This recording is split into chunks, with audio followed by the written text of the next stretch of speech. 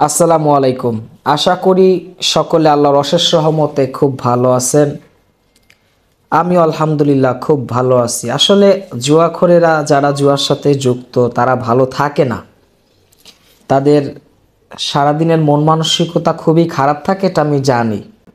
যখন জুয়া খেলে লস করেন, মন মানসিকতা একদমই নষ্ট হয়, সেটাও আমি জানি। কি কারণে আপনি জুয়া খেলেন সেটাও আমি জানি। কেন ছাড়তে পারতেছেন না সেটাও আমি জানি। আর যারা ছেড়ে দিছেন কেন ছাড়ছেন সেটাও আমি জানি। অনেকগুলো প্রশ্ন একসাথে এবং অ্যান্সার একসাথে। দেখেন, আমাদের প্রিন্স ফরহাদ 0.2, আপনি যেখানে এখন ভিডিওটি দেখতেছেন এটা আমাদের নতুন ইউটিউব চ্যানেল। এই চ্যানেলও ইতিমধ্যে দেখলাম যে মানুষ ভালো হইতেছে, তারিখ সহ লেখা যাইতেছে যে প্রিন্স ভাই এতদিন ভুলের মধ্যে ছিলাম, অন্ধকার জগতে ছিলাম, আপনার কথায় আলোর পথে আসতেছি, আলোর জগতে আসতেছি। এই নতুন চ্যানেলও আলহামদুলিল্লাহ সেই সংখ্যাটা এখন 200-র বেশি, মানে এই নতুন চ্যানেলে। তো অনলাইন জুয়ায় আর্থিক ধস, মানে আর্থিকের একটা প্রভাব পড়ে অনলাইন জুয়া খেললে, মানে অর্থনৈতিক তো যাই, সাথে শারীরিক মানসিক সব ধরনের আপনার সমস্যা হয়। প্রত্যেকটা প্রোগ্রামেই আমি একই কথা বলে আসছি। আজকে কিছু নতুন কথা বলবো। ওই যে বলেন না প্রিন্স ভাই, আপনি যা বলেন আমরা তো শুরু থেকে শেষ পর্যন্তই শুনি। আমাদের জন্য কিছু নতুন নতুন বিষয় নিয়ে আসবেন, যেগুলো শুনলে আমরা মানতে পারি। দেখেন ভাই আমার, বন্ধু আমার, আপনি ভিডিওটি ওপেন করেছেন, আপনি ভিডিওটি দেখতেছেন। আমি আপনাকে ভিউয়ার্স বা দর্শক ওই হিসাবে আমি আপনাকে দেখি না। আমি মনে করি আপনি আমার বন্ধু, আপনি আমার শুভাকাঙ্ক্ষী। আপনাকে ভালো থাকতে হবে এবং আপনাকে ভালো রাখতে হবে। এই জন্য যত বুদ্ধি পরামর্শ দেওয়া দরকার আমাদের সাধ্য অনুযায়ী সবসময় সেটা চেষ্টা করি। আপনি নিজের কাছে এখন প্রশ্ন করেন যে আপনি জুয়া খেলেন কারে ভুইলা?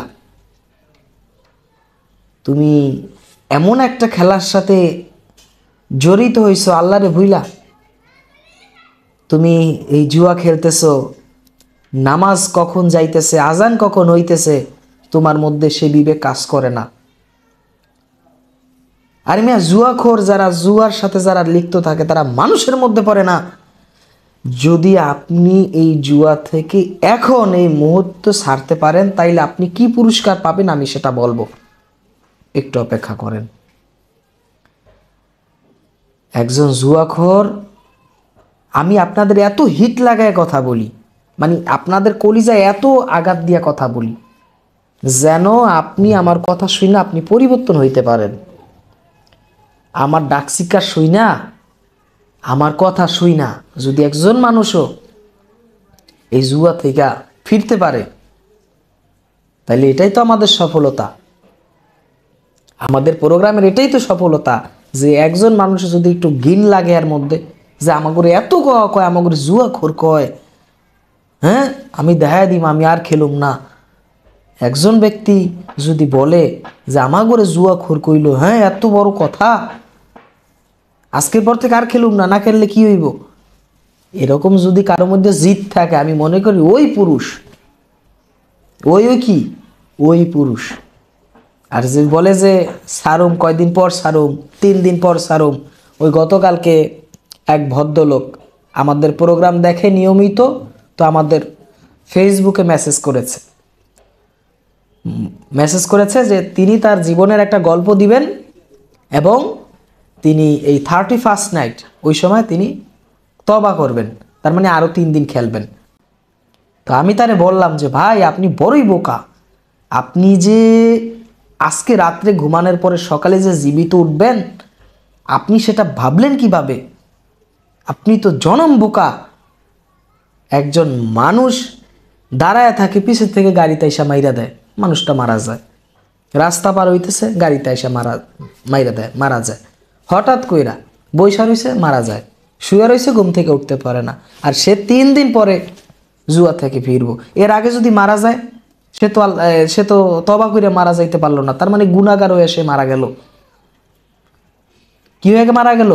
সে গুনাহগার হয়ে মারা গেল। এই জন্য সময় থাকতে তওবা করুন, সময় থাকতে আল্লাহর রাস্তায় ফিরুন। এমন জীবন তুমি গড়ছো যে জীবনে তোমাকে শান্তি দেয় না, এমন জীবনের মধ্যে তুমি আসক্ত হইছো যে জীবন কোনো মানুষ পছন্দ করে না। আর মিয়া জুয়াখোরের বউ তো পছন্দ করে না জুয়াখোরের। যার স্বামী জুয়া খেলে আর বউরে জিজ্ঞেস করে দেখেন যে তার বউ কতটা অশান্তিতে থাকে। তার মানে তুমি প্রত্যেক দিন আমার কথা শুনতেছ, পরিবর্তন হইতে পারতেছ না। বন্ধু, কি কথা শুনলা, আমার কথা তুমি কি মানলা? আমি মাঝে মাঝেই অবাক হয়ে যাই। গুনাহ কাউকে শান্তি দেয় না, গুনাহ কাউকে তৃপ্তি দেয় না, আমি প্রায় এই কথা বলি। তারপরও তুমি গুনার সাথে লিপ্ত আছো। গুনাহ মানুষকে শান্তি দেয় না। যে জিনিস মানুষকে শান্তি দেয় না ওই জিনিস করা তো সম্পূর্ণ হারাম। যে জিনিস মানুষকে অস্বস্তি প্রদান করে ওই জিনিস করা দেখা সম্পূর্ণ হারাম। তাহলে সেই জিনিসের মধ্যে তুমি কেন লিপ্ত হইছো? তুমি আর কবে ফিরবা? এখনো তুমি ফিরতে পারতেছো না, আর কবে ফিরবা? আমি বলতে চাই বন্ধু, তোমার কবে ফেরার সময় হইব? এত কইরা বুঝাই, এরপরও তুমি ফিরতেছো না।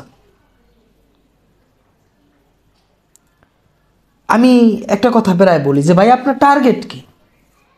আপনার টার্গেট কি? আপনি কোথায় যায় থামবেন? জুয়া খেইলা কোন পর্যায়ে আপনি যাইলে হেয়ার পরে আপনি থামবেন? নিজের টাকা শেষ করছেন তো করছেনই, আওলাদ বাওলাদ ঋণ ধার কার্য কইরা অনেক টাকা আনছেন, এখন বাকিটা আছে ঘরের বিডা বেচা, এর পরেও আপনি চালায় যাইতেছেন। তাইলে কোন জায়গায় যায় আপনি থামবেন? আপনার টার্গেট কি? কোথায় গেলে আপনার এই খেলা শেষ হবে? আমি প্রত্যেক দিন আইসা আপনাদের সামনে এইভাবে আপনাদেরকে নিষেধ করার পরেও দেখি যে কমেন্ট আসে যে ভাই, আমি গতকালকেও 30,000 টাকা হারলাম, গতকালকেও 50,000 টাকা হারলাম। আমি এত বোঝানোর পরেও যদি আপনি লস করেন, তাহলে আমার সফলতা কি? আমি তো চাই না যে আমার কোনো বন্ধু, আমার কোনো শুভাকাঙ্ক্ষী সে তার টাকা, কষ্টার্জিত টাকা, একটা টাকাই জুয়ার কোম্পানিতে সে ডিপোজিট করে তার টাকা শেষ করুক। আমি তো এটা কখনো চাই না। তাহলে আমার বন্ধু, কেন আপনার কষ্টার্জিত টাকা এখানে শেষ করতেছেন? আর মিয়া, লজ্জা থাকা দরকার, একটা মানুষের লজ্জা থাকা দরকার যে আপনি কোন জায়গায় গেলে থামবেন, কোন জায়গায় গেলে আপনি থামবেন। আপনি নামাজ পড়েন না, আপনি মুসলমান দাবি করেন। এখন বলবেন যে প্রিন্স ভাই, আমাদের কোনো কাজ নাই, জুয়া খেলা ছাড়লে এত টাকা ঋণ কেমনে পরিশোধ করুম? তার মানে আপনি বিশাল চিন্তার অধিকারী, বিশাল চিন্তা লয়ে আপনি বসছেন। পাহাড় সমতুল্য যদি আপনার চিন্তা থাকে, সেই চিন্তা দূর করা যায় একটা দোয়ার মাধ্যমে। জানেন, যে ব্যক্তি প্রতিদিন লা হাওলা ওয়ালা কুওয়াতা ইল্লা বিল্লাহ 100 বার পরে, তার চিন্তা থাকে না এই আলতু ফালতু কি খাইবে, রিজিক নিয়ে কোনো টেনশন থাকে না, টেনশন থাকেই না। তার মানে আপনাকে সেইভাবে নিজেকে করতে হবে। আপনার সকাল শুরু হবে আল্লাহর নাম দিয়ে, সকাল শুরু হবে ভালো কাজ দিয়া, আপনার সকাল শুরু হয় জুয়া দিয়া। আপনি কেমনে শান্তিতে থাকবেন? আপনি আমার একটু বলেন। বলো আমার বন্ধু, তুমি কেমনে সুখে থাকবা? তোমার সকাল শুরু হয় জুয়া দিয়া, তোমার হাতে তসবি নাই, তোমার মুখে জিকির নাই, তোমার নামাজ নাই, মানুষের সাথে ভালো আচরণ নাই, তুমি হালাল কামাই করো না, কষ্ট করো না, মোবাইলে জুয়া খেলো। এটা এটা জিন্দিগি হইতে পারে মিয়া? এটা কোনো ভালো মানুষের জিন্দিগি হইতে পারে না। আমি এত রাগ শিক্ষার দিয়ে আপনাদের সাথে কথা বলি, উদ্দেশ্য একটাই ভাই। বন্ধু, তুমি বুঝে থাকলে বুঝ পাতা, না বুঝলে কাপলা পাতা। তুমি যদি বোঝো তো বুঝলা। কচু পাতা আছে না, কচু পাতারও দাম আছে মিয়া, জুয়াখোরের কোনো দাম নাই। বাজারে কচুর মুড়ি বেছে 20 টাকা, যেগুলো আগে ছাগলে ফারাইতো সেই কচুর মুড়িরও 20 টাকা দাম। কচুর লতি যা হইয়া থাকে টেংরি মেংরি বাইরা হেয়ার কেজিও 60-70 টাকা, একজন জুয়া করে মিয়া 2 টাকার দাম নাই। তাহলে এত করে বলার পরে দেখি কয়জন আছেন ওই ব্যক্তি যে আজকে লিখবেন যে আজকের পর থেকে আর খেলবো না, যা হয়েছে বাদ দিয়া দিলাম, তারিখ সহ লেখা যাইবেন যে আজকে বাদ দিয়া দিলাম, এখন এই অবস্থায় তওবা করবো, এরপরে যদি মারা যাই আল্লাহর কাছে তো বলতে পারবো অন্তত যে আল্লাহ আমি গুনাহ করছি, সেই গুনার তওবা করেছি। এই মন মানসিকতা নিয়ে আপনাকে সামনের দিকে আগাইতে হইবে। তাইলে আমি মনে করি যে বন্ধু তুমি সফল হবা, তুমি সফলতা অর্জন করবা। বেশি ওয়াজ করার দরকার নাই। কি দরকার নাই? বেশি ওয়াজ করার দরকার নাই। আমল করো, কাজে লাগবে। ওই ভিডিও বানাইলাম 15 মিনিট, তুমি শুনলা, এরপর ভিডিও দেখে আবার টাকা ডিপোজিট করতে গেলা, কোনো লাভ নাই।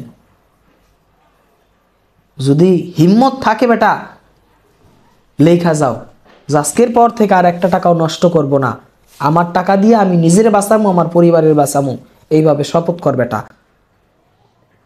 জীবনটাকে এইভাবে গড়তে হইব, জীবনটারে আর নষ্ট করো না। ওই আমি তুইতে আমারই এই বেটা বোটা এগুলো বলি। অনেক আছেন আমাদের এখানে শিক্ষক, প্রফেসর, অনেক উচ্চমানের লোকও আছেন এই জুয়ার সাথে আসক্ত। ভাই কি করবেন? আমারই কথা শুনে আপনি একটু কষ্ট পান, এরপরে তো অন্তত ছাড়বেন যে প্রিন্স ও ছোট একটা ছেলে, হে আমারে বেটা বোটা কইল। এই হিম্মতটা কাজে লাগান যে না দেখি জুয়া না খেললে কি হয়, এইভাবে রাগ হয়ে সাইরা দেন, তাইলে আমাদের আজকের প্রোগ্রাম সফল। প্রিয় আমার ভাই, প্রিয় আমার বন্ধু, প্রিয় আমার শুভাকাঙ্ক্ষী, এতক্ষণ সাথে ছিলাম আমি প্রিন্স ফরহাদ। সকলে ভালো থাকবেন, সুস্থ থাকবেন। আখিরি দাওয়ানা আলহামদুলিল্লাহ ইল্লা বিল্লাহ। যারা নামাজ পড়েন না, নামাজ পড়ে নিন।